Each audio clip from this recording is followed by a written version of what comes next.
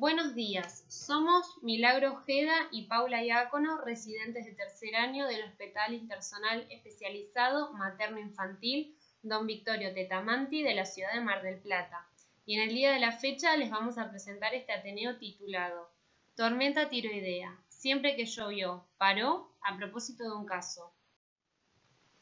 Como presentación del caso clínico, es una paciente femenina de 10 años de edad. Como antecedentes, adicción materna hasta los 3 meses de embarazo, sin internaciones previas y padece de una insuficiencia mitral severa en tratamiento con enalapril y espironolactona hace 4 meses. En el hospital de origen, en la ciudad de Mar del Tuyú, la madre refirió que hacía 24 horas presentaba registros febriles y múltiples episodios de diarrea y vómitos. Se le realizaron 3 expansiones junto con estudios complementarios y se decidió la derivación a un centro de mayor complejidad que fue el Hospital Intersonal Materno-Infantil de Mar del Plata. A la exploración física, la paciente presentaba, como ya comentamos, registros febriles, deshidratación moderada, dolor muscular generalizado, palidez mucocutánea, somnolencia y no presentaba visceromegalias. Los resultados de laboratorio de guardia en el IEMI Mar del Plata se puede evidenciar en el hemograma la presencia de anemia, plaquetopenia y una marcada leucopenia. Coagulograma dentro de los parámetros normales. Dentro de la química clínica, hepatograma y función renal con urea y creatinina alterados. Test de COVID no reactivo.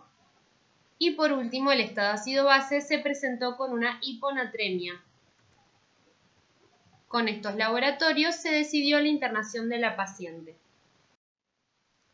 Lo que pensamos nosotras como posibles diagnósticos diferenciales fueron algún proceso oncohematológico, algún proceso infeccioso, autoinmunidad, trastorno medicamentoso, una sepsis y por último un síndrome hemofagocítico.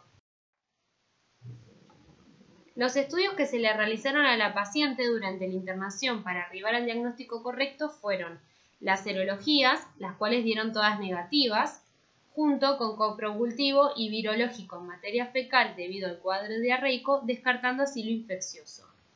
Por otro lado, podemos ver que el ProBNP dio un valor aumentado coincidente con su antecedente de insuficiencia mitral severa y también se puede observar hipofibrogenia y tanto ferritina como triglicéridos levemente aumentados.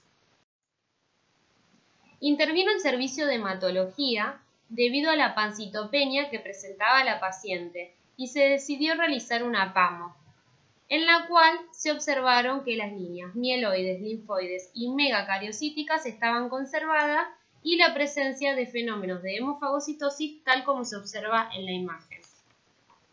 Recordando los criterios del síndrome hemofagocítico, la paciente cumplía con ciertos criterios como fiebre, visitopenia y fenómenos de hemofagocitosis en médula ósea, pero no cumplía con los valores de ferritina, triglicéridos y fibrinógeno, descartándose así el síndrome hemofagocítico.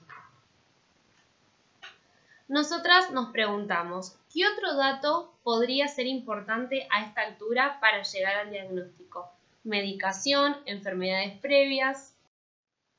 Durante la anamnesis, la madre refirió que la niña presentaba un diagnóstico de enfermedad de Graves-Basedow, por lo que se encontraba con danantisol, que es un antitiroideo, como tratamiento, por lo que se solicitó un perfil tiroideo al servicio de endocrinología, observándose un valor de TSH marcadamente disminuido junto con valores de T4 libre y T3 aumentados, concluyendo que con la historia clínica, los valores alterados presentados y la clínica con la que se presentó la paciente a la guardia, presentaba una crisis tirotóxica o también llamada tormenta tiroidea. Cabe destacar que el danantisol, que es el tratamiento de la paciente por su enfermedad de Graves, que es su enfermedad de base, actúa frenando la síntesis de hormonas tiroideas, pero da como efecto secundario leucopenia, lo cual explicaría los valores con los que se presentó a la paciente. Se cree que este cuadro de crisis tirotóxica se podría haber producido debido a que en el contexto de autoinmunidad e inflamación de la enfermedad de base, es decir, de la enfermedad de Graves, se produjo una gran liberación de las hormonas tiroideas ya previamente formadas antes del tratamiento. El servicio de endocrinología suspende el metimazol, el cual estaba generando estas reacciones adversas, administra corticoides por el contexto de autoinmunidad, propanolol para disminuir la sintomatología cardíaca producida por el hipertiroidismo y solución de Lugol, el cual disminuye la irrigación sobre la glándula tiroides, preparándola para la cirugía.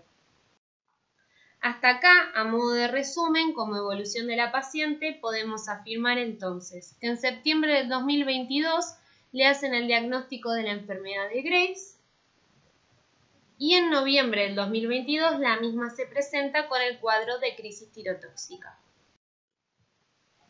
Bueno, a modo introductorio vamos a hablar de la enfermedad de Graves-Basedow. La misma es una enfermedad autoinmune causada por anticuerpos contra el receptor de TSH. Es la causa más común de hipertiroidismo en menores de 40 años, tiene predominio femenino y su prevalencia es de 0,1 a 0,5% en la población general. Los autoanticuerpos pueden ser estimulantes o inhibitorios. En la mayoría de los casos son estimulantes, es decir, actúan de igual manera que la TSH. Promueven el crecimiento y el desarrollo glandular y por otro lado producen el hipertiroidismo aumentando la síntesis y secreción de hormonas tiroideas. Mientras que los inhibitorios pueden tener una función inhibitoria o unirse al receptor de TSH y no desencadenar eventos posteriores. En cuanto al diagnóstico, en la enfermedad de Graves, vemos que tanto en el hipertiroidismo clínico como en el subclínico, la TSH está inhibida, pero mientras que en el hipertiroidismo clínico la T3 y la T4 están aumentadas, produciendo así la clínica, en el hipertiroidismo subclínico las hormonas tiroideas se encuentran normales, ya que la TSH se inhibe para compensar su aumento. Por otro lado, se realiza la medición de los anticuerpos antirreceptor de TSH, los cuales son inmunoglobulinas dirigidas a distintos epítopes del receptor de TSH. Su aplicación clínica en la enfermedad de Graves es de carácter diagnóstico y pronóstico. Pasando a la clínica, la enfermedad de Graves se caracteriza por ciertos síntomas entre los cuales se encuentran el nerviosismo, la sudoración excesiva, la intolerancia al calor, las palpitaciones, la pérdida de peso y la fatiga. Y por otro lado, los signos característicos son la taquicardia, el bocio, el temblor, la piel tibia y húmeda y el soplo tiroideo. En cuanto a las manifestaciones extratiroideas, el exoftalmo bilateral es casi patognomónico de la oftalmopatía tiroidea. Esto se debe a que los fibroblastos orbitarios inducen la acumulación de células inflamatorias y de glicosaminoglicanos y la consecuente retención hídrica en el espacio retrovulvar. Por otro lado, el mixedema pretibial es poco frecuente, ocurre en el 4% de los pacientes y si bien la localización en la zona pretibial es la más común, también se pueden localizar en otras zonas como miembros superiores, pies, espalda, nariz y en general son precedidas por trauma local. Estas lesiones se presentan de forma maculopapulosas, hiperpigmentadas e hiperkerastósicas y las encontramos en tres formas: nodular, difusa y elefantiásica. Finalmente, la acropaquia, llamada también dedos y palillos de tambor, es el agrandamiento indoloro e insensible de las falanges terminales de los dedos de las manos y de los pies y habitualmente es bilateral. Continuando con los criterios diagnósticos, tenemos que un paciente presenta tirotoxicosis con una o más de las siguientes características: anticuerpos antirreceptor de TSH positivos, presencia de oftalmopatía y o dermatopatía y captación con radioiodo aumentada y difusa. Con respecto al tratamiento de la enfermedad de Graves, el objetivo es lograr el eutiroidismo, es decir, la función tiroidea normal. Las opciones terapéuticas, según las recomendaciones de las guías FACEN 2013, son el tratamiento médico con drogas antitiroideas o DAT, el tratamiento radical quirúrgico o con radioiodo I-131. El mismo es un isótopo radiactivo con una vida media de 8 días que ingresa a las células tiroideas y emite radiación beta, produciendo un daño irreparable en el ADN. Según las recomendaciones del Comité de Efectos Biológicos de Radiaciones Ionizantes, está contraindicado en el embarazo, la lactancia, en síndrome de Down y en menores de 5 años. En los pacientes entre 5 y 10 años hay que evitar que supere una cierta dosis y suele utilizarse mayormente en la edad puberal, manteniendo antes un tratamiento con antitiroideos. La siguiente opción es la cirugía, de la cual hablaremos más tarde. Pero finalmente el tratamiento de primera elección en el hipertiroidismo y el único disponible en Argentina es el metimazol o danantisol como se llama su marca comercial, el cual es un antitiroideo o droga tirostática que bloquea la síntesis de hormonas tiroideas.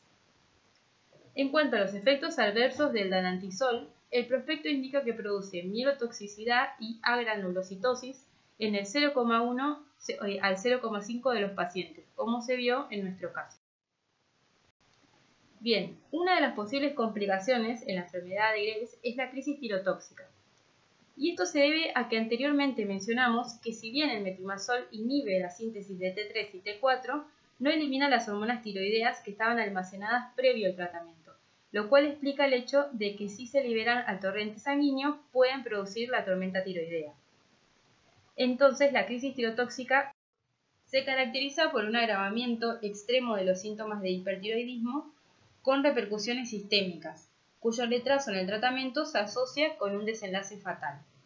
En cuanto a la clínica, la mayoría de los síntomas son comunes al hipertiroidismo por enfermedad de Graves, que serían fiebre alta sin foco, ansiedad, psicosis, exoftalmos, temblor fino de manos, dolor abdominal, fallo hepático con ictericia, hipersudoración, vómitos y diarrea que llevan a la hipovolemia y por lo tanto a la disminución de la tensión arterial. También pueden presentar un cuadro de taquicardia grave que lleva a la insuficiencia cardíaca y al shock. Los síntomas marcados son los que presentó nuestra paciente. Y algo a destacar es que la alteración de la conciencia ocurre solo en la crisis tirotóxica y no en el hipertiroidismo. El diagnóstico en la tormenta tiroidea es clínico. Se utilizan los criterios de Burch y Bartovsky y vemos en esta tabla los signos y síntomas que mencionamos anteriormente a los que se le asigna una cierta puntuación. Si la puntuación supera los 45 puntos, es muy sugestiva de tormenta tiroidea. Si es menor a 25 puntos, el diagnóstico de tormenta tiroidea es improbable. Y si está en el medio, es un riesgo de tormenta inminente. Bien, pasando al tratamiento en la crisis tiroidea, por un lado se utilizan las drogas antitiroideas, es decir, el metimazol o el propiltiouracilo. Pero esta última no se encuentra disponible en Argentina, ya que como vimos anteriormente, el metimazol es la única disponible en Argentina. Entonces, en este caso, como la paciente ya había presentado una reacción adversa al medicamento disponible, la única alternativa terapéutica fue la tiroidectomía. La tiroidectomía es una alternativa terapéutica cuando no se tolera la medicación antitiroidea en caso de recidiva, en pacientes con oftalmopatía grave, en bocios de gran tamaño, en bocios multinodulares o con nódulos autónomos de gran tamaño. Los pacientes deben estar en normofunción tiroidea para la intervención con el objeto de prevenir una posible crisis tiroidea. La principal complicación de la tiroidectomía es la paratiroidectomía, y esto se debe a que la cercanía anatómica de ambas glándulas hace que se extirpe la paratiroides con la tiroides, como se observa en la imagen.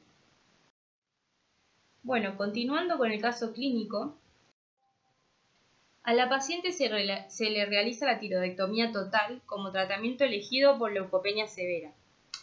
En el estudio histopatológico, postcirugía, se observa una hiperplasia tóxica difusa que es compatible con la enfermedad de Graves. Estos son los laboratorios postcirugía en los que vemos que para estos valores bajos de calcio, esperaríamos que los valores de PTH estén marcadamente elevados, por lo que se dedujo con este laboratorio que la paratiroides había sido extirpada junto con la tiroides. En este gráfico se observa la evolución del calcio a lo largo del tiempo y vemos que post-tiroidectomía se observan valores de hipocalcemias reiterados coincidentes con el hecho de que se extirpó la paratiroides. por buena evolución clínica en conjunto con servicios de cardiología, endocrinología, nefrología, cirugía y pediatría, se le otorga el alta hospitalaria en diciembre del 2022. Bien, entonces, continuando con la evolución de la paciente, habíamos mencionado que en septiembre del 2022 se le realizó el diagnóstico por enfermedad de Graves. Luego, el 11 de noviembre del 2022, tiene la crisis tirotóxica y finalmente el 26 de noviembre del 2022, unos días después, se le realiza la tiroidectomía total por leucopenia severa. Luego, al siguiente año, en abril del 2023, consulta en hospital de origen en la ciudad de Mar del Tuyú por presentar tetania y espasmos en ambas manos y dolor con calambres en las piernas al caminar, por lo que con este contexto clínico se decide derivar nuevamente a la paciente al Hospital Materno Infantil en la ciudad de Mar del Plata. Los laboratorios de guardia al ingreso de la paciente, teniendo en cuenta los antecedentes de la misma, son que le piden un perfil de calcio, fósforo y magnesio en donde se observan valores de calcio disminuidos de 6,1 miligramos decilitro, por lo que podemos decir que los síntomas que presenta la paciente están asociados a la hipocalcemia. Acá nuevamente les mostramos un gráfico de valores de hipocalcemia reiterados que presenta la paciente durante todo el mes de abril, por lo que podemos decir que la paciente presenta un hungry bones o también llamado síndrome del hueso hambriento post-tiroidectomía, que presentó estos valores de hipocalcemia entonces tanto en diciembre como en abril del 2023. Entonces, como evolución de la paciente, presenta el hungry bones por hipoparatiroidismo post-cirugía. Bien, como hungry podemos decir como introducción de la paratormona, la cual es producida por las glándulas paratiroides, la función principal de la misma es hipercalcemiante e hiperfosfatúrica. La glándula paratiroides va a aumentar la secreción de la paratormona frente a valores disminuidos de calcio, ¿bien? Y esta va a actuar a distintos niveles. A nivel del hueso va a haber un aumento en la actividad de los osteoclastos, aumentando la resorción ósea, liberando valores de calcio hacia el torrente sanguíneo. Sobre el riñón actúa en la reabsorción renal de calcio y en la excreción de fosfatos, por eso es hiperfosfatúrica, y también a nivel del riñón aumenta la activación de la vitamina D. Y a nivel de intestino aumenta la absorción intestinal, tanto de calcio como de fosfatos. Todas estas acciones son para que el evento final sea aumentar los valores de calcio sanguíneos. El síndrome del hueso hambriento, o también llamado hungry bones, es una entidad clínica que se caracteriza por la aparición de hipocalcemias menores a 8,5 miligramos decilitro, junto con valores bajos o normales de fosfato, secundarios a un aumento en la captación a nivel óseo post-paratirectomía. En el caso de nuestra paciente, siempre cursó con valores normales de fosfato. ¿Por qué se puede producir esta entidad clínica? Ocurre siempre de un posoperatorio de que hayan extirpado la paratiroides. ¿Por qué se puede extirpar la paratiroides? Por un hiperparatiroidismo primario o secundario a una enfermedad renal crónica, secundario a una tiroidectomía total por tirotoxicosis, que es en el caso clínico que les estamos presentando, o debido a un cáncer de próstata metastásico. Acá nuevamente vemos una imagen de la cercanía anatómica de la glándula tiroides con las glándulas paratiroides, siendo casi inevitable para los cirujanos extirpar una junto con la otra. Bien, con respecto a la fisiopatología, nosotros después de la extirpación de la paratiroides vamos a tener una disminución abrupta de la paratormona. Entonces, la resorción ósea inducida por la paratormona disminuye, mientras que la actividad osteoblástica persiste, por lo que hay un desequilibrio entre la formación y resorción. Entonces, esto produce un desbalance óseo, en donde queda favorecida la reabsorción ósea, produciéndose así el hungry bones. Esto se puede acompañar de hipofosfatemia, excreción de calcio en orina y disminución de la absorción intestinal por disminución de vitamina D. Las manifestaciones clínicas que van a presentar los pacientes van a ser los signos y síntomas asociados a una hipocalcemia, como son convulsiones, tetanias, parestesia, que es sensación de hormigueo en manos y pies, calambres, también incluye arritmias o miocardiopatías y signos de hiperexcitabilidad nerviosa. Al día de la fecha, la paciente que presentamos está en seguimiento por el servicio de endocrinología, no ha presentado signos ni síntomas de hipocalcemia y está en tratamiento con levotiroxina porque, recordando, le extirparon la tiroides, así que está con T4, calcio, calcitriol y enalapril y espironolactona por su insuficiencia mitral de base. Esta fue la bibliografía usada para realizar el Ateneo y desde ya muchísimas gracias por su atención.